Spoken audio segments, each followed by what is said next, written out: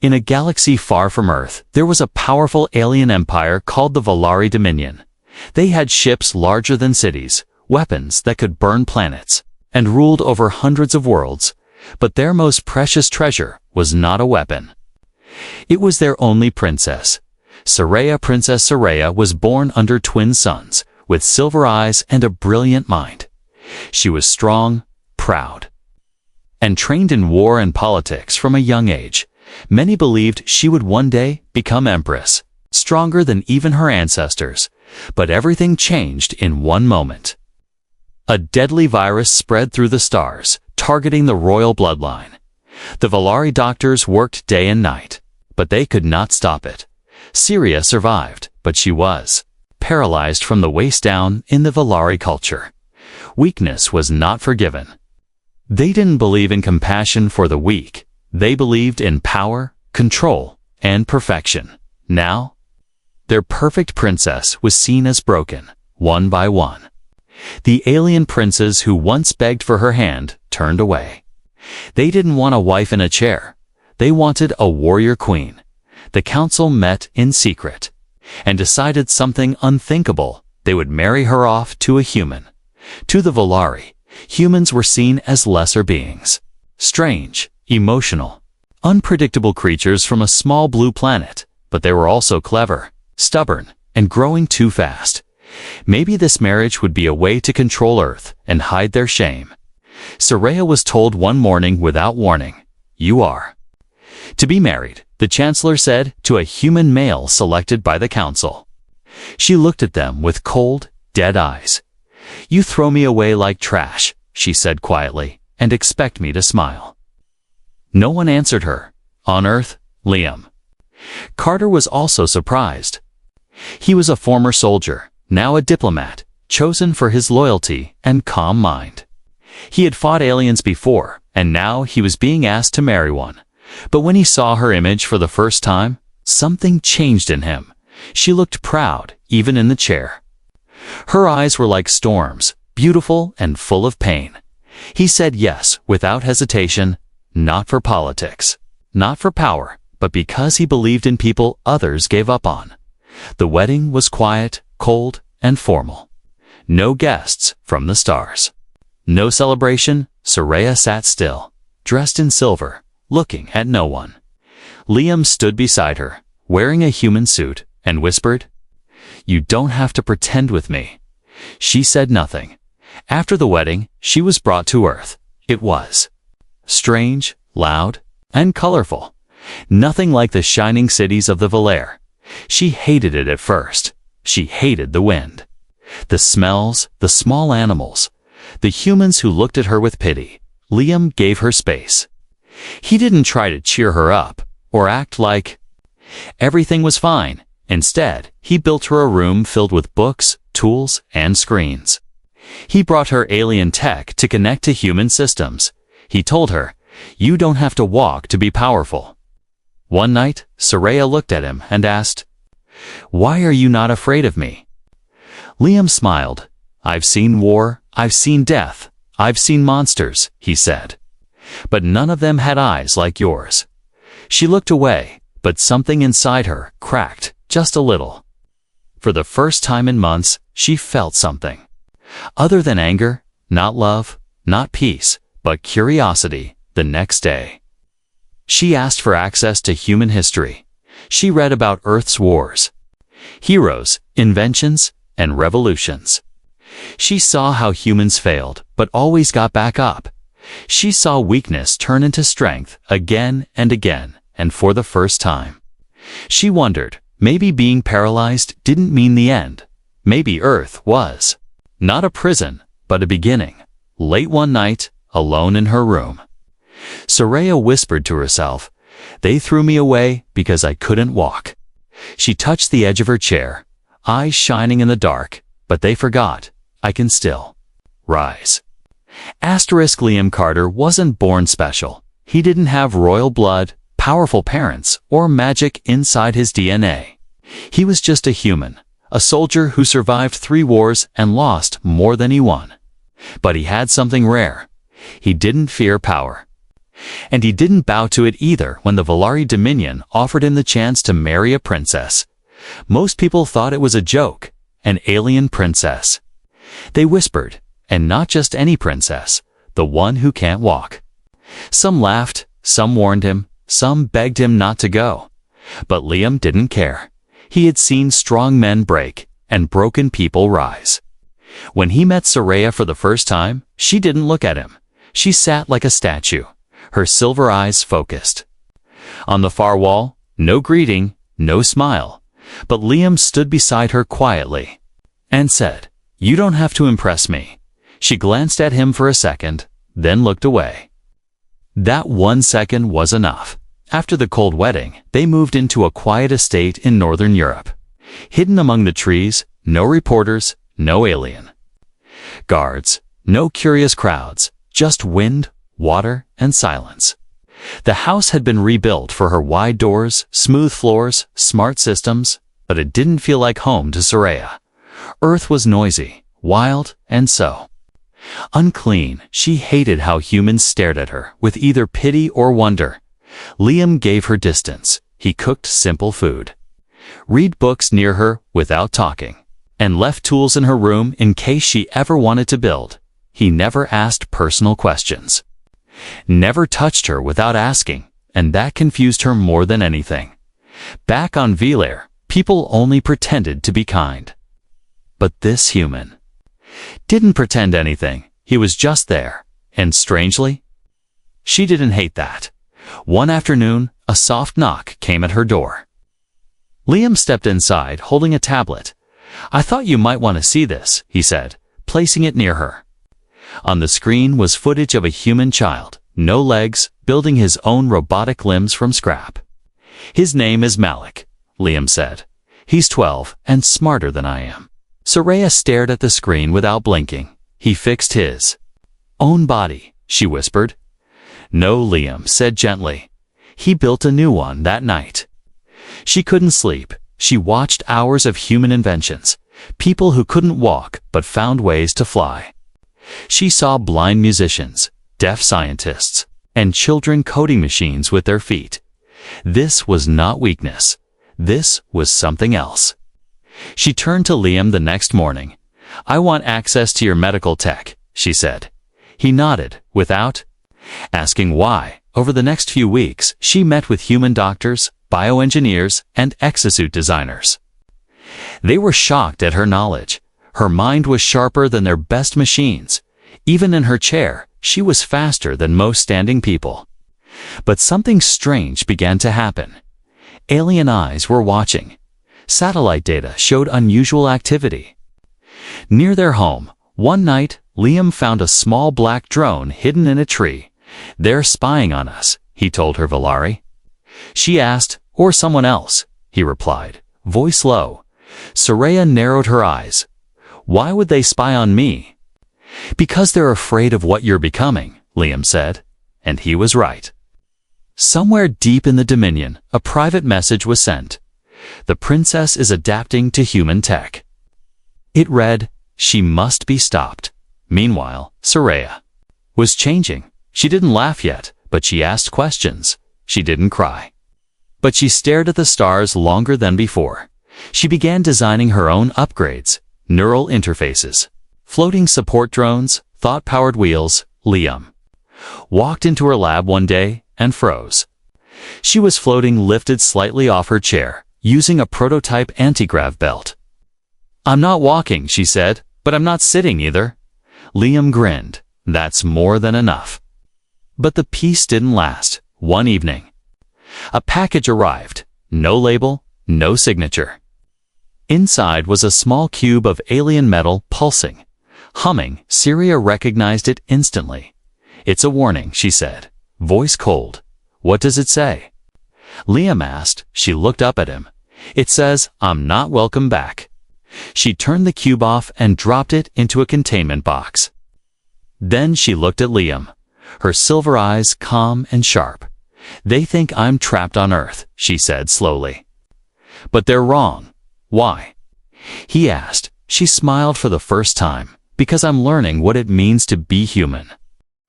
The night was silent, but Soraya couldn't sleep. The metal cube sat locked in a containment box beside her. It glowed faintly, pulsing like a heartbeat, a reminder that her people still watched her. Not with love, not with pride, but with fear. Liam walked into the lab, carrying 2 cups of tea. He placed one beside her without a word. She looked at him, curious. "You never ask questions," she said. "I will when you're ready to answer them." He replied calmly. That answer stayed with her longer than the tea the next day. Soraya requested access to deeper human research, not just biology, but psychology, history, and philosophy. She wasn't just trying to fix her body anymore. She was trying to understand something strange, something powerful. Why were humans so hard to break? The Volari believed in strength through perfection, but humans didn't have perfection. They had pain, chaos, and confusion. Yet they survived everything: extinction, war, betrayal, even each other. Soraya watched footage of ancient Earth, humans building rockets before they had clean water, exploring space while still fighting over land, writing poetry in the middle of war zones, laughing in hospital beds. They didn't make sense, and yet they endured. She began talking to people: scientists, teachers, old soldiers, street musicians. Children, she asked them what made them keep going when everything went wrong. A blind painter told her. "Because I still see in my mind," a war veteran said. "Because my brothers died, so I must live." A young girl with no legs said. "Because I want to race the wind one day." Soraya sat quietly and listened. She realized something. The power of humans didn't come from their bodies. It came from their refusal to give up. She started redesigning her chair. It was no longer just a seat. It was a command center, a lab, a vehicle. Her wings, she called it Athra, which meant second life in her language. But danger was growing in the shadows. A signal was intercepted by Earth's defense net, crypted in alien code. But Syria broke it in seconds. "Terminate the experiment," it said. She must not rise. They were planning something, a quiet kill, perhaps a diplomatic incident. Or worse, they didn't want a princess once discarded to become a symbol. And she was becoming just that. Across the galaxy, news began to spread. The paralyzed princess who fights, they called her. Her small public talks were being translated into hundreds of languages. She had become more than a name. She was now a question. If she can fight from a chair, why can't we fight back? Liam noticed the change too. He saw her posture grow taller, her voice stronger, her gaze sharper. One night, she asked him a question. "Do you believe in fate?" "No," he replied. "I believe in choices." She smiled softly. "Then I choose to stop being quiet." They contacted a secret group, human engineers and alien defectors working together. They were building experimental tech, illegal in most systems, but revolutionary. Mind-linked drones, zero-gravity stabilizers, voice command shields, synthetic muscles. Soraya tried everything. She failed many times, fell twice, burned her arm once. But she didn't stop for the first time since the virus. She felt alive. Then came the real test. A human ally, Dr. Callan. A neurotech specialist went missing during a routine meeting. His last message was a code Soraya had given him. One word: run. Without waiting for permission, Syria activated Athra. Liam geared up, weapons loaded, drone support online. They tracked Callan's signal to an abandoned factory on the edge of the city. Inside, they found alien tech-cloaked units and a hidden transmitter aimed at the stars Volari agents had taken Callan and were preparing to send a kill signal to Soraya's implants. They never expected her to come for him, especially not flying through the air. Directing drones with her voice, the battle was fast, silent, brutal. Liam held the ground while Soraya hacked the entire enemy system mid-air. Callan was saved. Barely, the agents escaped. but not before one turned back and stared at her. "Your kind doesn't rise," he said. She replied, "You're right, we don't rise, we fly," that night. The stars looked different, not farther, but closer. Like they were waiting. Back in her lab, Soraya opened a new file. Project name: Phoenix Protocol. Under it, she wrote, "Let them watch me. Let them fear me. Let them try to stop me." She paused, then added, "They made me quiet, but Earth gave me a voice." Asterisk, the world outside was quiet, but inside the lab, storm clouds were gathering. Ever since Soraya saved Dr. Callan, Earth's Defense Council had been nervous. Aliens attacking humans on Earth soil. That was more than a crime. It was war. Soraya stood before the council screen. Her voice calm but cold. "They sent assassins to kill me," she said. "And to silence your scientist," one general leaned forward. "Do you want protection?" She looked him straight in the eye. "No," she replied. "I want to fight back at their estate." Liam was reinforcing security. Drones circled the skies. New biometric locks were installed. But he knew, deep down, that if someone truly wanted to kill Soraya, they'd come anyway, and they'd come quietly that night, under a full moon. They arrived. 3 ships cloaked in alien light landed just beyond the forest. No alarms were triggered, no signals sent. These weren't soldiers, they were shadows. The first broke in through the roof. The second slid silently through the underground pipe system. The third walked straight through the front door. Invisible to cameras, Syria was already awake.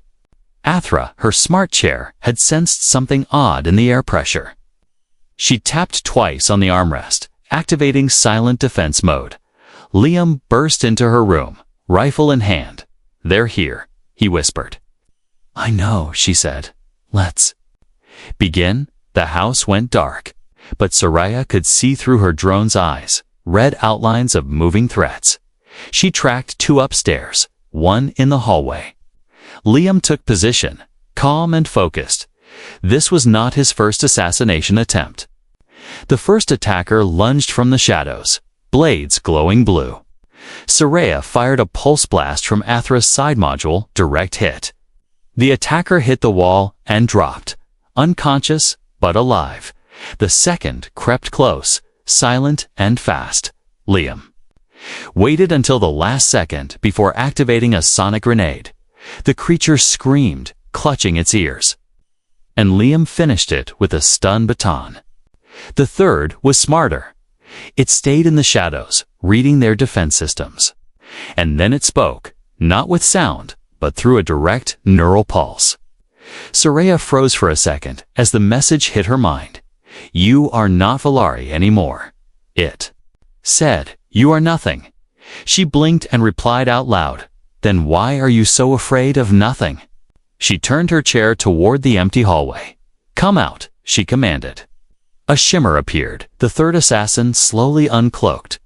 Its form tall and inhuman, black armor, faceless helmet, silvered knives across its back. "You should have died on your throne," it said. "And yet," she replied, "here I am." It moved fast, faster than any human could follow. But Soraya wasn't just human anymore. Her chair shifted, lifted off the ground, and spun. Using anti-grav modules, she dodged left. Fired a charged pulse, missed, but drove the assassin back. Liam fired from the side, distracting it for just a second. Soraya used that moment. Her drone flew behind the attacker and released a shock burst. It collapsed, twitching on the ground, but still alive. 3 assassins. Liam said, breathing hard. "They weren't here to scare us." "No," Soraya said. "They came to finish me." Earth's authorities arrived minutes later, too late to help. They secured the area, took the prisoners, and tried to calm the media storm. But the damage was done.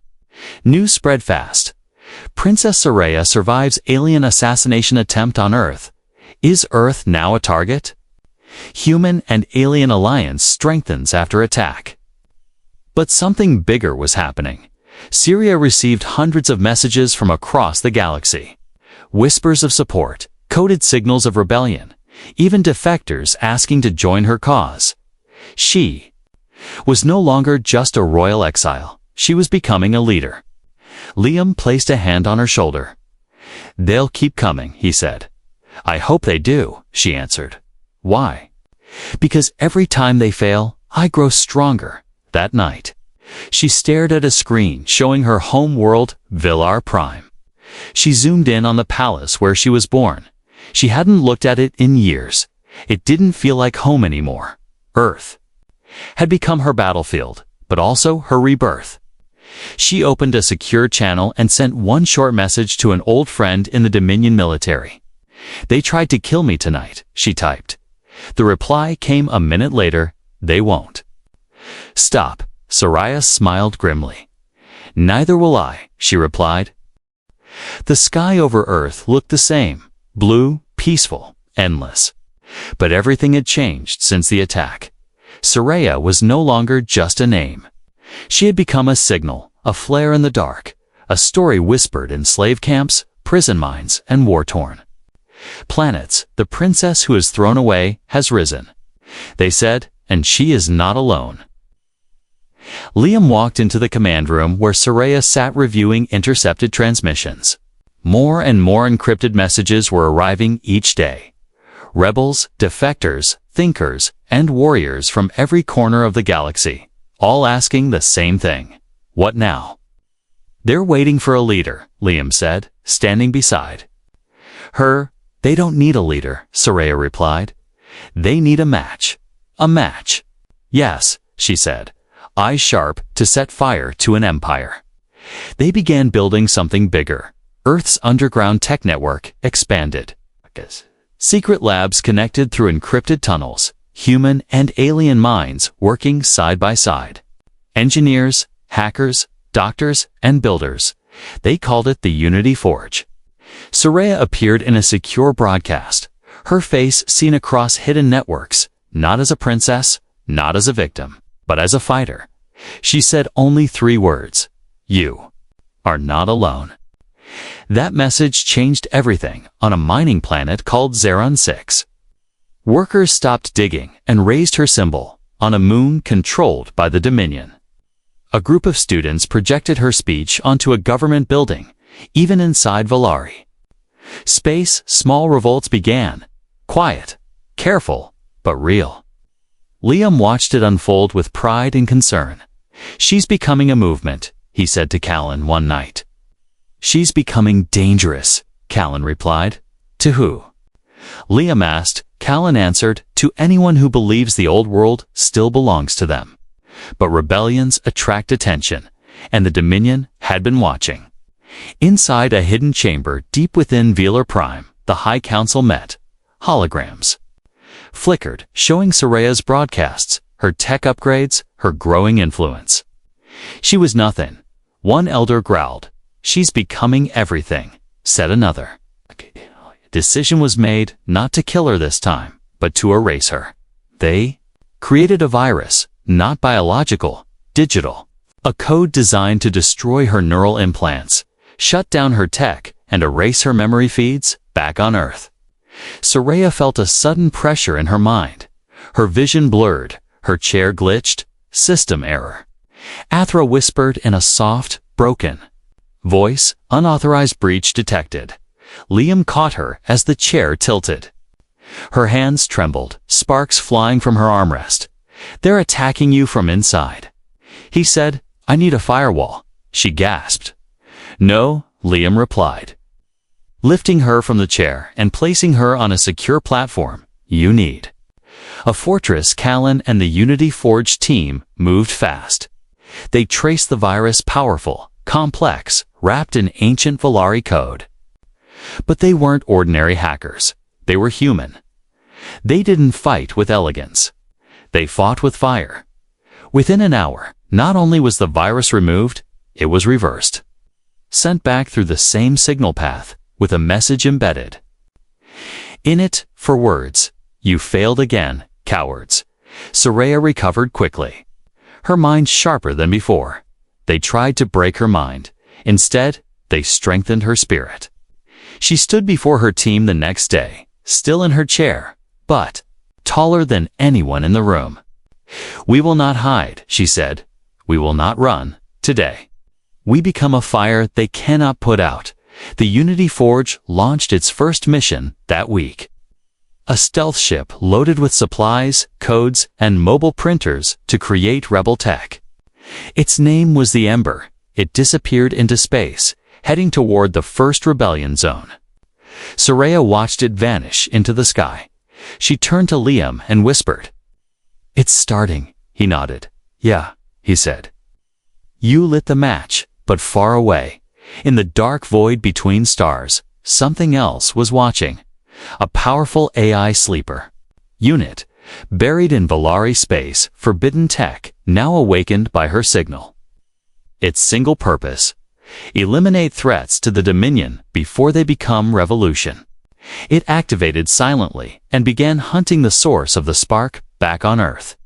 Soraya stared at a map of rebellion zones. So many places, so many people waiting. She felt no fear, only purpose. "I was never meant to rule," she whispered. To herself, "I was meant to break the rules." The stars no longer looked silent. They were watching, waiting, listening. Something had shifted across the galaxy. A new rhythm, a new fire. Soraya sat inside the Unity Forge's central command hall. It wasn't just a human lab anymore. Aliens of all shapes and sizes moved through the halls. Some with cybernetic limbs, others with scars from old battles. All of them had one thing in common: they had been forgotten by the old empires. Now, they had found each other. Liam stood beside her, helmet under one arm. He watched the fleet formation taking shape above Earth. Dozens of ships, some human, some alien. Many built from scavenged parts. They were rough, mismatched, unpolished, but together they looked like resistance. Reports came in by the hour. The rebellion was no longer just whispers. It was marching, building, fighting, a communication. Hub had been taken back on Yorex-3. Slave mines on Drota were shut down by defecting guards. Valari outposts were burning with rebel flags raised high. But victory brought risk. The Dominion had responded. Elite ships called Pale Reapers had been deployed fast, silent, deadly. They didn't capture, they erased. One of those ships was now heading toward Earth. Soraya called an emergency council. Meeting aliens from the rebellion's key zones appeared via hologram generals. Diplomats, fighters, engineers. She spoke calmly. "We are no longer hiding." She said, "They know who we are, and they will come for us." A gruff alien named Roarlock growled, "Let them come." But a human strategist interrupted. "We can't win a full war. Not yet." Soraya raised her hand, silencing them both. "We don't fight them head-on," she said. "We fight them like humans do, with ideas, with strategy, with unity." Everyone listened. She was no longer just a figurehead. She was a commander. That night, Soraya returned to her lab alone. She opened a locked file, something she hadn't touched since her days on Vieller. It was her father's voice, recorded long ago. "You were born to lead the perfect race," he had said. She paused the recording. "No," she whispered. "I was born to lead the broken." The next morning, she stepped onto the main deck. Her chair had been upgraded, not with weapons, but with signal boosters, emergency shields. And voice-to-fleet command tech Athra had become more than a tool. It was her command bridge. She gave her first speech to the entire alliance. "You were cast aside, like I was," she said. "They said we were weak, but weakness teaches us to fight harder. They said we were nothing, but now they fear our voice. And now we rise together." The message echoed across ships, planets, underground bunkers, and refugee fleets. In that moment, something changed. No one cared that she couldn't walk. They followed her because she stood for them. The Pale Reaper ship entered Earth's orbit 3 days later. No warning, no signal, just cold silence. It began scanning the surface, searching for targets. Within minutes, Earth's defenses lit up, but the Reaper moved too fast, weaving through missiles and jamming their systems. In the command room, alarms blared. Soraya turned to Liam. "Are we ready?" He smiled tightly. "We've been ready since they tried to erase you." The battle that followed was fast and brutal. The Reaper was built to destroy, but the Alliance fleet had something more powerful: unity. Ships that once belonged to enemy races now flew in formation together. Humans and aliens shouted in different languages but fought with the same purpose. Liam led the attack squad in orbit using unpredictable human tactics. Soraya coordinated the defense grid from below, her commands echoing across ships. When the Reaper finally fell, burning through the atmosphere and crashing into the sea, a roar of victory spread across every channel. It was not just one battle, it was proof. The human alliance could win. After the battle, Soraya stood at the center of the Unity Forge's hall. Lights flickered around her, screens showing celebrations across planets. One young alien approached her and asked, "Are we free now?" She looked into the child's eyes. "No," she said. "But now we have the power to fight for it."